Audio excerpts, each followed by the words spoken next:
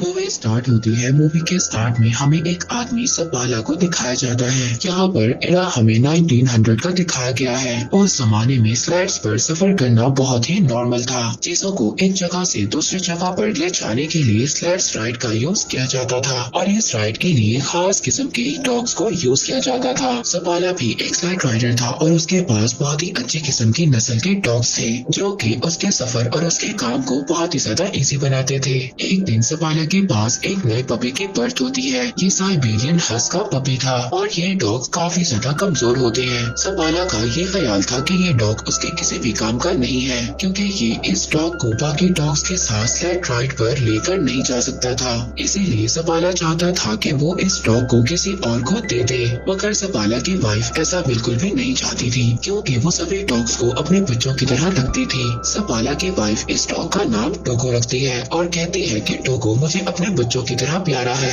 ये सभी डॉग्स मेरे दिल के बहुत ज्यादा करीब है और मैं इनमें से किसी को भी अपने से दूर नहीं करना चाहती। हमें टोगो को एक मौका देना चाहिए। वैसे भी अभी ये बहुत छोटा है, हमें इतनी जल्दी इसके बारे में कोई भी कंक्लूजन नहीं निकालना चाहिए। अब सपाला ऐसा चाहता तो नहीं था मगर फिर भी वो अपनी वाइफ की बात को मानता है। अब जैसे जैसे वक्त गुजर रहा था टोगो बड़ा हो रहा था, लेकिन टोगो काफी ज्यादा शैतान था और उसने सपाला के नाक में दम कर रखा था। सपाला की वाइफ हमेशा सपाला से यही कहती थी कि वो टोगो को अपने साथ स्लाइड राइड पर लेकर जाए, मगर सपाला अपनी वाइफ से यही कहता है कि टोगो अभी बहुत ज्यादा वीक है और ये स्लाइड राइड पर सर्वाइव नहीं कर सकता। सपाला अब एक दिन टोगो को अपने फ्रेंड को दे आता है, मगर सपाला की वाइफ ये जानती थी कि टोगो जितना ज्यादा शैतान है उसको कोई भी नहीं रख सकता और अब होता भी ऐसे ही है। अगले दिन सपाला का फ्रेंड टोगो को वापस ले आता है और कहता है कि ये तुम्हारा डॉग बहुत ज्यादा शैतान है और इसे मैं अपने साथ नहीं रख सकता। और इस बात पर सपाला की वाइफ बहुत ज्यादा मुस्कुराती है क्योंकि टोगो वाकई शरारती था। सपाला जब भी अपने बाकी डॉग्स को राइड पर लेकर जाता था तो टोगो उसके पीछे आता था। हालांकि सपाला टोगो को फेंस के पीछे बांध दिया करता था, मगर फिर भी वो जमीन को खोद कर वहाँ से भाग जाता है और सीधा सपाला के पीछे जाता है। अब टोगो के आने से वो बाकी डॉग्स के साथ मस्ती करता है, जिस वजह से सपाला की प्रैक्टिस खराब हो जाती है जो वो अपने डॉग्स के साथ कर रहा था। एक दिन वो पानी में भी गिर जाता है। सपाला उसकी शरारतों से तंग आ गया था, इसलिए अब वो टोगो को रूम में बंद कर देता है, मगर टोगो वहाँ से भी किसी तरह से बाहर निकल आता है। अब एक दिन सपाला अपनी एक फीमेल फ्रेंड को कन्विंस करता है कि वो टोगो को अपने पास रख ले। सपाला की फ्रेंड बहुत ज्यादा स्ट्रिक्ट थी, वो ये कहती है कि टोगो को रूम में ही रहना होगा। खैर सपाला को इस बात से अब कोई भी मसला नहीं था। वो अपनी फ्रेंड के पास टोगो को छोड़कर वहाँ से चला जाता है, मगर उनके जाने के थोड़ी ही देर बाद टोगो वहाँ पर विंडो का शीशा तोड़ता है और बाहर आ जाता है और सीधा दोबारा से सपाला के पास आ जाता है। सपाला टोगो को देखकर बहुत ज्यादा परेशान हो जाता है। वो नोटिस करता है कि टोगो के हाथ भी जख्मी हो चुके हैं और उनसे खून निकल रहा है, इसीलिए अब वो टोगो को घर तक ले जाने के लिए स्लेड पर बिठाता है,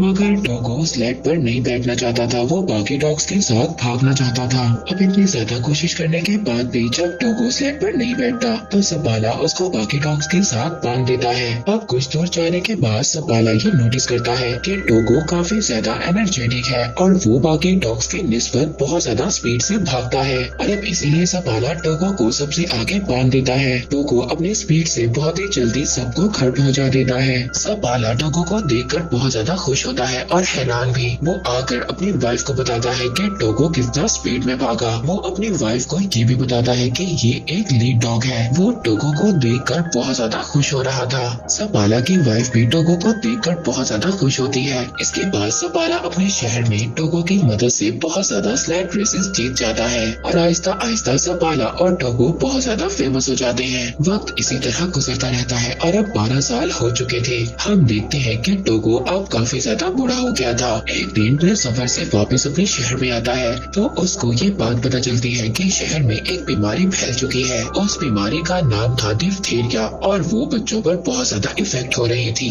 इस बीमारी से बच्चों की जान भी जा रही थी और सब लोग बहुत ज्यादा परेशान थे। अब मेयर वहाँ पर एक मीटिंग बुलाता है जिसमें सपाला भी जाता है। मेयर बताता है कि इस बीमारी का एक एंटीडोट भी है जो यहाँ से 600 किलोमीटर दूर नेवाडा में है, लेकिन वहाँ पर जाना बहुत ज्यादा खतरनाक है क्योंकि एक बहुत बड़ा तूफान आने वाला है। मेयर वहाँ पर सपाला से भी मौसम के बारे में पूछता है तो सपाला उसको जवाब देता है कि जब मैं वापस आ रहा था तो मौसम को देखकर डॉग्स भी घबरा रहे थे और टोगो भी बहुत ज्यादा घबरा रहा था। टोगो ने काफी साल बाद कुछ ऐसा किया है और अगर वो मौसम से घबरा रहा था तो हमें भी घबराना चाहिए। इसके बाद सपाला वहाँ से चला जाता है। सपाला जब बाहर आता है तो एक डॉक्टर उससे लिफ्ट मांगता है। अब सपाला उसको अपनी स्लेट पर हॉस्पिटल छोड़ देता है। हॉस्पिटल में जाकर सपाला देखता है कि सब बच्चे बहुत ज्यादा बीमार हैं और अगर मेडिसिन न लाई गई तो बच्चों की जान को भी नुकसान हो सकता है। अब ये सब देखकर सपाला सोच में पड़ जाता है। वो घर आकर अपनी वाइफ से कहता है कि मैं दवा लेने जरूर जाऊंगा। वो कहता है टोगो को भी मैं अपने साथ ले जाऊंगा। तब सपाला की वाइफ उससे कहती है कि टोगो अब 12 साल का हो चुका है और तुमने खुद ही कहा था कि टोगो अब इतना ज्यादा स्ट्रॉन्ग नहीं है और अब तो मौसम भी बहुत ज्यादा खराब है और मैं नहीं चाहती कि तुम उसकी मौत का रीजन बनो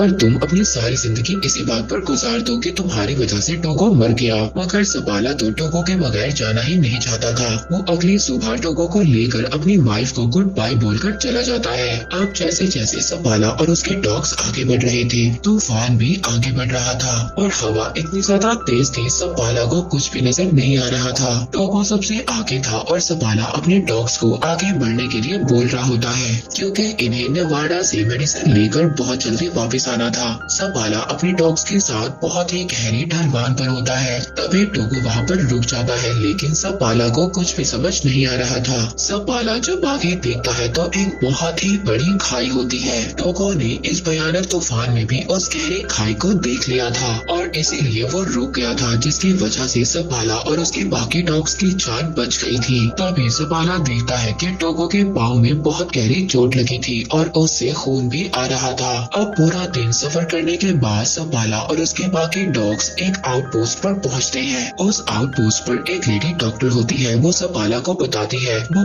है कि टोगो अब 12 साल का हो चुका है और ये काफी ज्यादा वीक हो चुका है और इतना बड़ा सफर टोगो के लिए अच्छा नहीं है। मगर फिर भी अगले दिन सपाला और उसका लीडिंग डॉग टोगो आगे बढ़ते हैं। वहीं पर दूसरी तरफ हॉस्पिटल में बच्चों की हालत बहुत ज्यादा खराब हो रही थी। इधर सपाला अपने डॉग्स के साथ आगे बढ़ रहा था। वो शॉर्टकट्स ले रहा था ताकि वो जल्दी से अपने पॉइंट पर पहुंच सके। अब जब वो आगे देखता है तो आगे एक बहुत ही खतरनाक जमी हुई झील थी और दूसरी तरफ से खतरनाक तूफान भी उनकी तरफ बढ़ रहा था। मगर सपाला यहाँ पर डरता नहीं है। वो अपने डॉग से कहता है कि आगे बढ़ो। इस बर्फीली झील से जो उनके कदमों से भी हिल रही थी। सपाला के डॉग्स बहुत तेजी से आगे बढ़ रहे थे और वो किसी तरह उस झील को पार कर लेते हैं। और पूरा दिन सफर करने के बाद ये लोग एक और चेक पोस्ट पर पहुँचते हैं और वहाँ पर पहुँचकर आराम करते हैं। दूसरी तरफ हम देखते हैं कि सपाला की वाइफ मेयर के पास जाती है। वो बताती है कि नेवाडा से मेडिकेशन को भेज दिया गया है और वो रास्ते में ही सपाला को मिल जाएंगी। मगर सपाला तो शॉर्टकट से आगे बढ़ रहा है और अगर वो मेडिकेशन उसको ना मिली तो उसका सफर और भी ज्यादा बड़ा हो जाएगा। वहीं पर दूसरी तरफ हम सपाला को देखते हैं जो पूरा दिन सफर करने के बाद एक और चेक पोस्ट पर पहुंचता है। टोगो की हालत बहुत ज्यादा खराब हो गई थी। टोगो फिर भी आगे बढ़ना चाहता है। वो रुकना नहीं चाहता। वो लीड करना चाहता है और अब ऐसा ही होता है। सपाला अपने शॉर्टकट से जा रहा था और अगर उसको वो आदमी ना मिला जो नेवाडा से मेडिकेशन ला रहा था तो सपाला के लिए उसका सफर और भी ज्यादा मुश्किल हो जाएगा। अब सपाला यहाँ पर बहुत ज्यादा थक गया था। उसकी आंखें बंद हो रही थी मगर उसके डॉग्स पिछले की तरह आगे बढ़ रहे थे। हम देखते हैं एक आदमी है जो नेवाडा से आया था। उसके पास ही दवा थी। वो आदमी रुकता है मगर सपाला अपने डॉग्स के साथ आगे बढ़ रहा था। वो आदमी उसको आवाज भी देता है लेकिन सपाला अपनी हिम्मत होशी में होता है। यहाँ पर बहुत तेज हवा भी चल रही थी जिसकी वजह से सपाला उस आदमी की आवाज को नहीं सुन पाता। मगर टोगो ने यहाँ पर कुछ तो सुन लिया था। उस आदमी को ऐसा लग रहा था कि सपाला ने उसकी कोई भी बात नहीं सुनी और वो ऐसे ही आगे चला गया। मगर तभी वो आदमी देखता है कि सपाला वापस आ रहा था क्योंकि टोगो वहाँ पर रुक गया था और अब सबाला के पास वो दवा थी जिसकी वजह से वो इतनी ज्यादा दूर आया था। अब वो दोनों आगे जाकर एक चेक पोस्ट पर रुकते हैं। सबाला का दोस्त उससे कहता है कि टोगो को यहीं पर छोड़ दो, मैंने ऐसे इन खतरनाक तूफान में अपने बहुत ज्यादा डॉग्स को खोया है और मैं ये नहीं चाहता कि तुम भी अपने इतने प्यारे डॉग टोगो को खो दो। लेकिन सबाला इस बात से मना कर देता है। वो कहता है कि टोगो मेरा लीड डॉग है और मैं इसके बगैर सफर नहीं कर सकता। और दोबारा से सबाला अपने डॉग्स के साथ सफर शुरू कर देता है। दोबारा से उनके सामने वही झील आती है जिस झील को सबाला ने अपने डॉग्स के साथ कल पार किया था और अब वो झील हिल रही थी। मगर ये लोग अगर इस झील पर से ना गए तो इनका सफर एक और दिन बढ़ जाएगा। सबाला अब ये फैसला करता है कि वो इसी रास्ते से आगे बढ़ेंगे। वो अपने डॉग टोगो को कहता है कि आगे बढ़ो। उसके सारे डॉग्स बहुत ही तेजी से उस झील को पार करने लगते हैं और अब उस झील में से पानी निकलना भी स्टार्ट हो जाता है। अगर ये लोग इसी झील में डूब गए तो सबके सब मर जाएंगे। मगर यहाँ पर टोगो और बाकी डॉग्स के स्पीड की वजह से वो लोग किसी न किसी तरह किनारे पर पहुँच जाते हैं। मगर जिस टुकड़े से ये डॉग्स आगे बढ़ने वाले थे तभी वो टुकड़ा हिलता है और किनारे से अलग हो जाता है। अब सबाला टोगो को उठाकर उस किनारे पर फेंक देता है और कहता है कि इस बर्फ के टुकड़े को खींचो। टोगो यहाँ पर बहुत ज्यादा जख्मी था मगर वो जख्मी होने के बावजूद भी अपना पूरा जोर लगाता है और सभी को किनारे पर ले आता है। अब ये लोग सबके सब उस जमी हुई झील से बाहर आ जाते हैं जहाँ पर ये सब लोग फंस गए थे। अब सबाला अपने डॉग्स को किसी न किसी तरह बचाकर एक चेक पोस्ट पर ले आता है जहाँ पर वही लेडी डॉक्टर भी थी। वो लेडी डॉक्टर जब टोगो को देखती है तो उसकी आंखों में आंसू आ जाते हैं। वो सबाला से कहती है कि तुम्हारा डॉग मर रहा है, इसकी हालत बहुत ज्यादा खराब है। वो यहाँ पर सबाला को भी उदास कर देती है क्योंकि टोगो सबाला को बहुत ज्यादा प्यारा था। अब सबाला रात गुजारने के बाद जब अगले दिन अपना सफर शुरू करता है तो वो टोगो को आगे नहीं बांधता बल्कि पीछे बांध देता है क्योंकि वो बहुत ज्यादा बीमार था और सफर भी नहीं कर सकता था। मगर फिर भी टोगो अपनी पोजीशन पर खड़ा हो जाता है। सबाला ये समझ जाता है कि टोगो अभी रेस्ट नहीं करना चाहता और वो अपनी जगह पर खड़ा होना चाहता है और ये अपना सफर खत्म करना चाहता है। वो टोगो को आगे बांध देता है जिसके बाद वो लोग अपना सफर शुरू करते हैं। आखिरकार कुछ घंटों के बाद तूफान इतना ज्यादा खतरनाक हो जाता है कि सबाला को कुछ भी नजर नहीं आ रहा था और न ही सबाला को रास्ता नजर आ रहा था। वो टोगो के पास जाता है और कहता है कि मुझे तो रास्ता नजर नहीं आ रहा, तुम्हें ही अब हमें रास्ता दिखाना होगा और नेक्स्ट पोस्ट तक जाना होगा। सबाला यहाँ पर अपने पूरे चेहरे को ढांप देता है जिसके बाद टोगो अब इनको आगे लेकर जाता है। मगर कुछ दूर जाने के बाद टोगो भी अब थक गया था। वो थक कर वहीं पर बैठ जाता है। अब सबाला उठकर टोगो के पास जाता है। वो टोगो से कहता है कि तुम्हें उठना होगा और हमें ये मेडिसिन लेकर जाना होगा और अगर हम आगे अपनी मंजिल तक ना बढ़े तो हम यहीं पर मारे जाएंगे। मगर टोगो उसकी बात का कोई भी रिस्पॉन्स नहीं कर रहा था। सबाला इस बात पर बहुत ज्यादा खुश था कि टोगो की वजह से उसकी जान बच गई। मगर टोगो उसकी बात का कोई भी रिस्पॉन्स नहीं कर रहा था। तभी एक आदमी लैंटर्न लेकर वहाँ पर आता है, यानी कि यहाँ पर टोगो ने अपना काम कर दिया था। उसने सबाला को चेक पोस्ट तक पहुँचा दिया था। वो ये देखकर बहुत ज्यादा खुश होता है क्योंकि टोगो की वजह से सबकी जान बच गई थी। अब सबके सब अंदर जाते हैं क्योंकि टोगो बहुत ही ज्यादा बेहाल होता है। उसकी हालत बहुत ज्यादा खराब होती है। यहाँ पर नाम का एक आदमी था जिसको सबाला की वाइफ ने भेजा था ताकि वो उस आउटपोस्ट पर पहुंचकर उस मेडिसिन को ले ले और जल्दी से उस मेडिसिन को लेकर वापस आ जाए जहां पर बच्चे बीमार हैं। रात को सबके सब रेस्ट करते हैं। इसके बाद सुबह को वो आदमी वो मेडिसिन लेकर निकल जाता है और कुछ ही देर के बाद वो नॉर्म सिटी पहुंच जाता है जहाँ पर एक रिपोर्टर उसका वेट कर रहा था क्योंकि ये बात न्यूयॉर्क सिटी तक पहुँच गई थी कि एक आदमी इतना बड़ा सफर तय कर बीमार बच्चों के लिए मेडिसिन लेने गया है।